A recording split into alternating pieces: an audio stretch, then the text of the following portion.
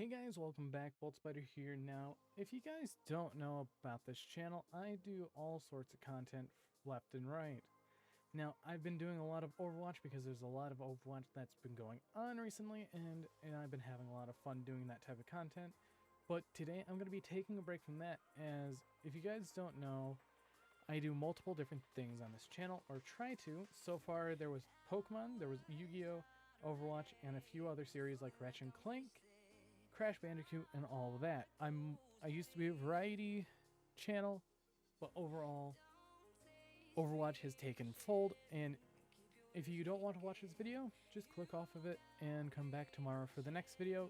Now, I've been going through everyone's ban list predictions that I could find recently, and a lot of them are great, some of them are okay, and a few of them are just bad, and they don't think on improving the game. They only think of, let's bring the game back to a state that it was last year. So I am going to try and predict the date again, as if you guys remember the last time that the ban list came around for September, I predicted the date on the exact September. It was a lovely time, being September 14th ban list prediction, as we see right, if I can get it right there. So last time I predicted the ban list, and it's just right here, the September 14th ban list prediction. Now, I did call that prediction correct, which is shocking because usually people don't really predict those things correctly, but things happen and all that. And this time I predict either the lovely December 8th it will drop, or the December 14th, because with how things go, it is a 3/10 for product releases. So if we do 10 days after the actual release of Genesis Impact, it was supposed to come out on the 3rd and 4th. 10 days after that, that's 14, or if you do 3, it lines up with the 7th or the 8th. So it's one of those two dates, the 7th or 14th of December. And let's jump into my predictions, as everyone's doing them, and I would like to get my opinions out.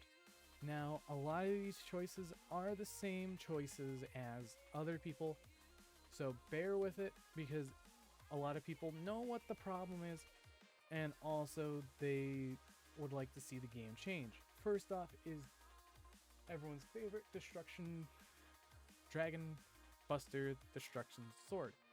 Now, in this game, it is never fun locking players out of certain aspects of the game, like the extra deck.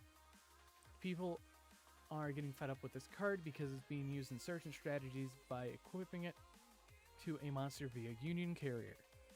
Now, Dragon Buster Destruction Sword is one of those cards like Artifact Scythe, but it is a continuous constant. Even if you get rid of it, you have to use so many resources to get rid of it. If you don't draw the outs, and most of the time they do have Bull, Savage Dragon, and Herald of the Arclight on the field. Getting rid of this card makes it free to go into the extra deck again, and not punishing players for not playing certain outs, and not having certain outs to actually negate the outs to them. So it's just one of those aspects, like, either get rid of this card or ban Union Carrier, and I would rather get rid of Dragon Buster because Union Carrier actually provides support to certain other decks like ABC and other decks that actually can use it to its full extent, not just to lock out opponent's extra deck. Next is Despot 001. I always have a wild card in my predictions, and 001 is that one card. The reason being is that if you get rid of Fiber, it kills off a lot of things, and it makes it where Konami cannot... It's more of a... not a deterrent, but it's more of a part of the game that they could sell to make more money if they make a deck that just based about synchroing and all of that. They have been being very reluctant to making level 3 or lower tuners. I give them that, but hitting 001 mitigates the whole entire Cult Wing play with 001. Now, with 001, it's not a hard once per turn for the special summon in the graveyard, and you do summon it like 2-3 times throughout the combo, so it's one of those cards that I think it definitely should go. And overall, Despot 001 had its fun overall. Next card everyone wants to get thrown out the window is Smoke Grenade of the Thief. Hand looping is not fun. Konami has dealt with hand looping quite well overall, and I think old card design is the biggest flaw of this card, and it should definitely go away because decks like Dragon Link and Infernal Knights are playing it, and Dragon Link is more superior to Infernal Knights. Removing this gets rid of another equip spell that you can dump off of Isolde, and also getting rid of a card that also hand loops, because most of the cards that they've banned in recent time were hand loops. Things like Delinquent Duo, Constication, and Gumblar. Next card I see getting banned is Guard Dragon LP.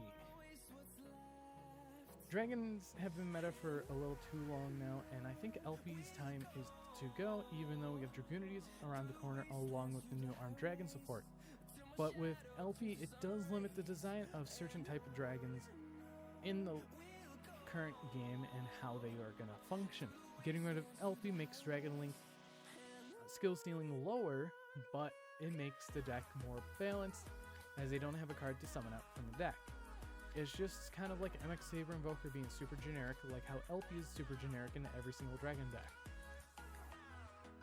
MX Saber Invoker caused the same fate where it goes up to the Isolde after doing so many other plays in Goki, where you go, oh, I summon out 2 level 3s, Terra Top, take Tomborg, or you can even do, I summon out a Marauding Captain, Twist Cobra, go into Invoker. There's just so many ways to abuse cards like LP and Invoker, and I feel like those cards should not be in the game. Even though we have so many outs to them, if you draw the out, you're lucky. If you don't, you have to sit through the full combo. Now, my last card that I would like to get hit or banned on the list is Link Cross. This card lasted 6 months in the OCG, and I feel like it's actually one of the main problem cards next to 001, because token generation is usually the broken point of the game. We've had so many token generators hit. Phantom Sky Blasters, Sky Striker, drones. We even had Galaxy Tomahawk banned along with Grinder Golem. So many token generators are just ban worthy, and they just need to go if they are super powerful. Now, I don't have Auroradon on the list because if you hit the 001, it's going to be harder to do the Auroradon combo because you don't have that recursion of the 001. Overall, I definitely think Link Cross is the correct choice. Outside of that, you can also hit Metal Marcher, but Metal Marcher, I don't really see getting hit because you get rid of the Link Cross, you don't have to worry about anything else. Now, if you do ban Needle Fiber, it cuts the whole entire Synchro engine from all the decks, but Konami is not going to ban Needle Fiber, like I said. It's more of a thing, do they want to push decks with Fiber, or do they want to say goodbye to a Synchro engine, a beloved engine? People love their tuners, people love Synchro summoning, that's why people get mad when they ban tuners, but it's justifiable to actually help the game. Certain tuners like Jet Synchron and Glow Bulb definitely needed to go because they were always constantly 1-for-1s, giving you advantage by sending a card from the grave to the deck, deck to the grave, and hand to the grave. Now, that's all for my band. I do have 2 honorable mentions for this section, which is Zexal and Dragoon of Red Eyes. Both these cards do not see play that much. Even though Kitchen Sink is a deck and they play both of it, it's not a threat. Dragoon needs a slower format, while Zexal can last till March, because they do have the new product, I believe, in Blazing Vortex. In Blazing Vortex, there is the new Zexal weapon stuff, and there are cards that search out rank up magics to make Zexal more viable. Now, let's get to the next section of the list, which are the limited sections. Next, we have Perform Pal Skull Acrobat Joker. Pendulums haven't really been doing anything, and it's fair to give them stuff back. Putting Skull Acrobat Joker at 1 gives them a little boost, but it's also my argument. It is a worse Stratos, even though it searches out Magician Pendulums, Odd Eyes, and Perform Pal monsters, but what are you going to search? Harmonizing Magician? Okay. Are you going to search out in your Odd Eyes? Are you really going to search out your Odd Eyes Pendulum Dragon in 2020? No. Overall, pendulums have a bad rap, and I don't see Electromite coming off this list. I do see it coming off in the next list, which is probably going to be March, because Ghost of the Past comes out in March as well. So might as well line that up perfectly where that list is a couple weeks before, and then release the set list with the Electromite in it. Now, if you guys know me, I do play a lot of Orcust, but Orcust isn't really what it used to be, because we had to jumble around and play around with what we lost. And that card is Orcust Harp Horror. Now, people were so excited when Grisu was going to be released back in April? Mayish April? But without Harp, Orcust really hasn't been doing anything. Harp Horror was one of the core pieces of the deck, and I say it can come back to 1, but no more than 1. This card really vitalized how the deck ran and how different the deck is compared to then. The deck has gone through so many different iterations, I have lost count, as Orcust is just that powerful madhouse that it was, but now it's just not that good in the current format. Setting up a IP Masquerena, Galatea, and a Bardiche isn't what it used to be, because we've lost so much consistency with Dangers getting limited, Harp getting banned, Mermaid banned.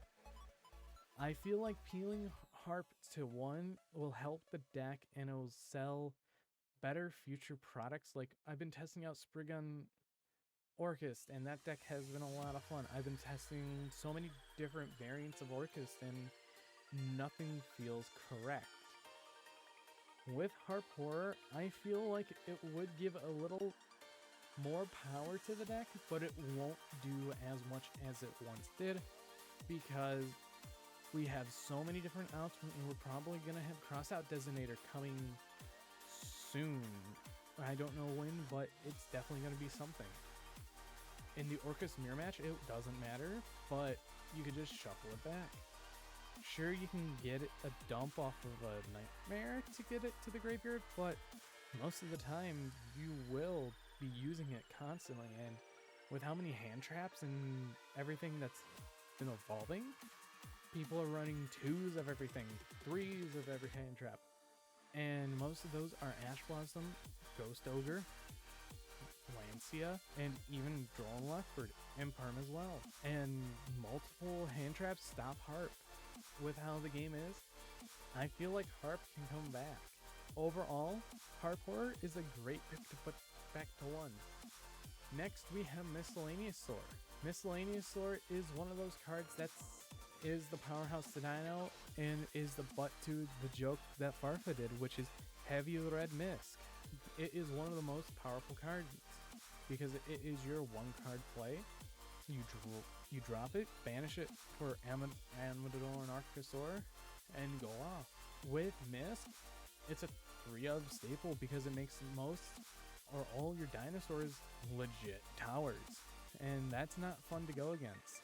Having a 3500 beat stick that can plow over everything you control being unaffected, that's not even fun. Either you can ban this card or limit the card. Pick the choice.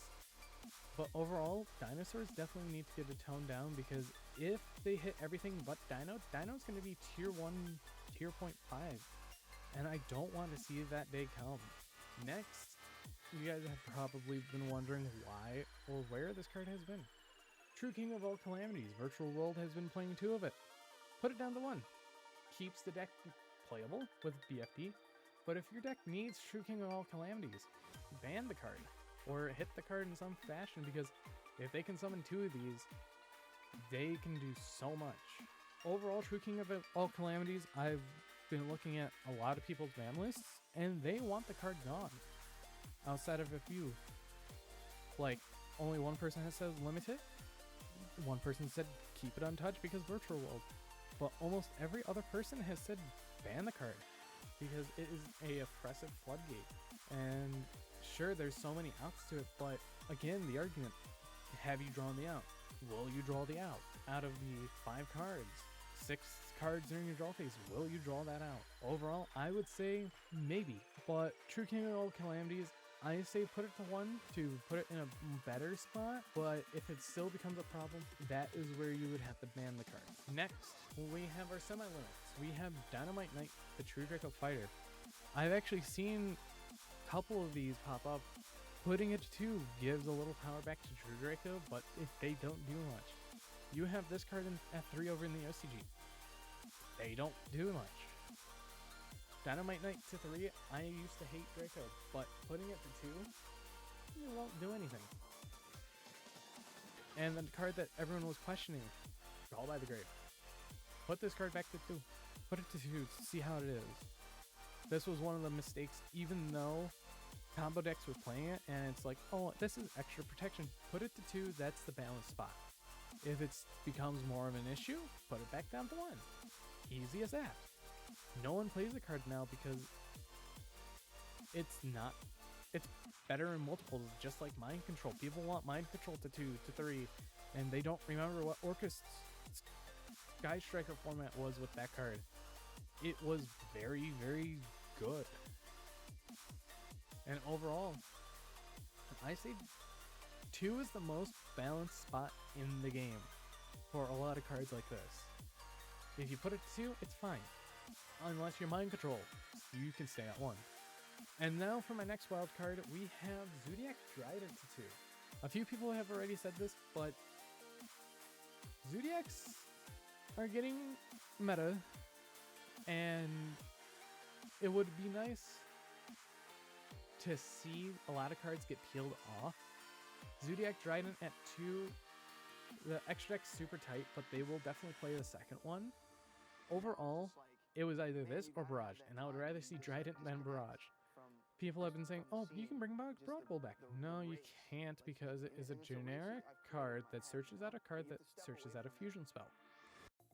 Overall, I don't see Broad Bowl coming back in my lifetime in the game, unless if the game gets super fast, then we could talk.